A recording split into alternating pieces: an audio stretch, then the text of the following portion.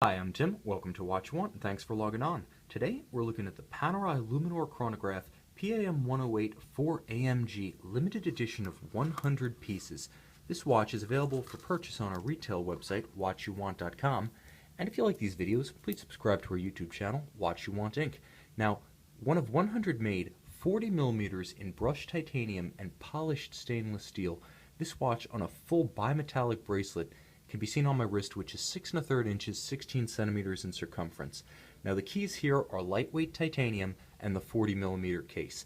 The 40 millimeter case is a step down from the 44 millimeter size of the traditional Panerai Luminor, so this isn't a giant watch. The frame of reference for the fit, for the size, for the wrist presence is contemporary Rolex, so full figured but not a caricature of a big watch. And with the titanium construction, including abundant titanium in the bracelet, it's got a nice light feel on the wrist. Now Panerai does a great job of making a big watch fit well with its 44 and 47 millimeter cases, so in a 40 this watch basically fits exceptionally well, perhaps even better than a Rolex in the same case size, and that's because it's basically a cushion case. You can see from overhead the watch is basically as wide as it is tall, and the lugs are very pared down, so when seen from overhead they barely extend from the case and they taper off to the side very quickly. So the fit is easy on a small wrist. 15 centimeters or less, you're still going to be fine with the fit of this one. Now, what sets the Panerai AMG limited edition apart from the later Panerai for Ferrari models that were very controversial is the combination of a classical Panerai Luminor case and discreet co-branding. Now the Ferraris had Ferrari logos and script all over them. They also had unique case shapes that didn't immediately read to all Paneristi as Panerai watches. Well, you can see both problems are not in evidence here, as this is a classical Luminor shape and there's nothing on this dial anywhere, or anywhere on the case, on the visible aspect, to suggest that this is a co-branded watch. What it does communicate, though, is the sporty look and feel and character of AMG road and racing cars. Before we get too deep into that, I want to look at the bracelet because it's a special piece. Now, collectors know that the bimetallic Panerai brushed titanium and polished steel bracelet is a long discontinued piece, but this is even more of an historic piece because it represents the first of those Panerai bracelets, the single trigger activated double deployant. This is a real rarity, a rarity among rarities. If you accept that all of these bimetallic bracelets have been discontinued since approximately 2007, this one has been gone for even longer than that. So the watch, as one of only 100, doubles up on rarity with a unique and rarely seen bracelet. But it features all the traits the collectors loved about this first edition bracelet: the modularity of it, the mechanical aesthetic, that clever integration of the crescent-shaped crown guard profile, you can see it right here, recapitulated over and over throughout the bracelet itself, with the interlinking steel and titanium elements, not just different finishes, but different colors. You can see that beautiful blue-gray titanium nestled underneath the beautiful polished steel. It's a gorgeous treatment and it feels fantastic on the wrist. You can see from the back just how complicated this assembly is, and it gives you some insight into why Panerai no longer offers the bracelet. After all, profit being numero uno in Firenze as well as Switzerland, the bottom line is this was just too expensive to make. One more reason to buy this collector's piece, have something contemporary buyers cannot have. But it's really the character of the watch itself and its Zenith El Primero based Panerai caliber OP4 that define this timepiece.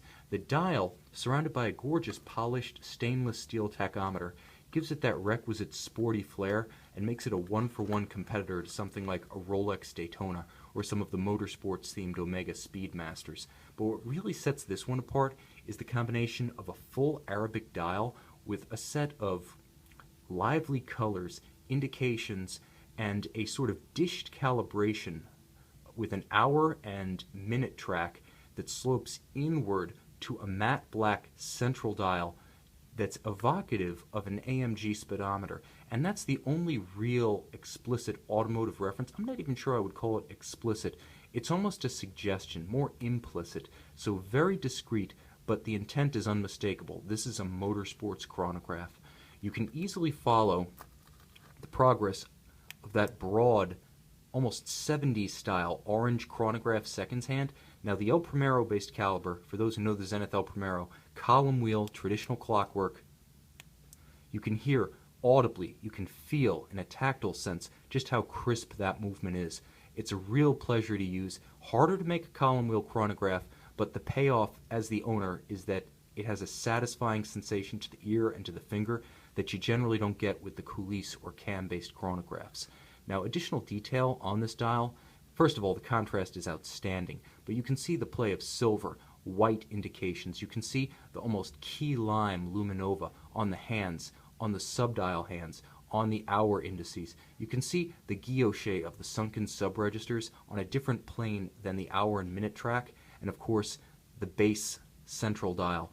Everything in this watch has texture, has depth, has color, and has a different sort of brilliance to it, from the high gloss of the hour track with the minutes to the matte color of the inner dial to the semi-metallic sheen of the guilloche subregisters and the standout almost day-glow key lime and orange.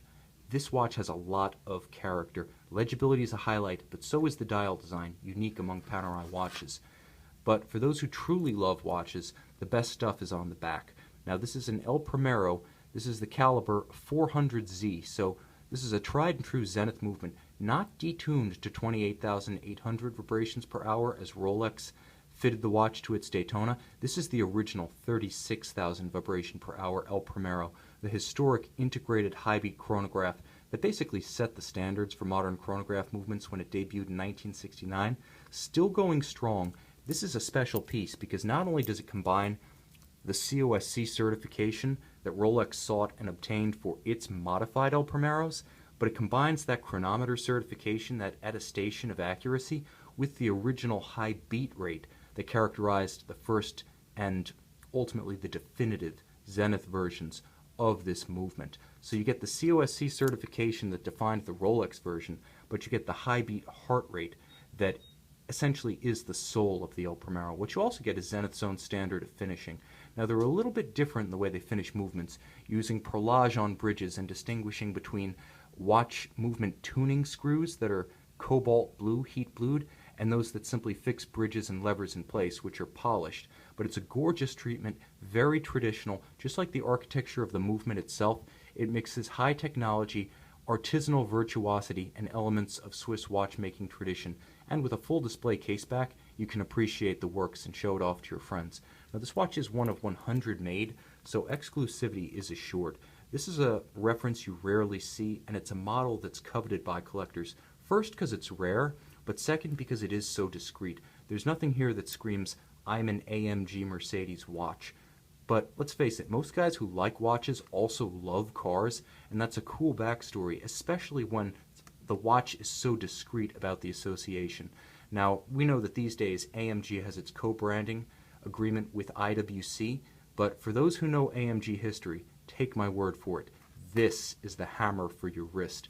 Not only does it have a cool and sporty aesthetic, but it has all of the iconic Panerai styling hallmarks that were lacking on the Panerai for Ferrari watches, from the crescent-shaped crown guard and the locking crown lever to that gorgeous chunky cushion case. And of course, for those who really know their Panerai back history, the original version of the Bimetallic Panerai bracelet, still a treat on the wrist, still looks like $1 million. You can see, and if you so choose, drive home this Panerai Luminor Chronograph PAM 108 4AMG on our website, watchyouwant.com.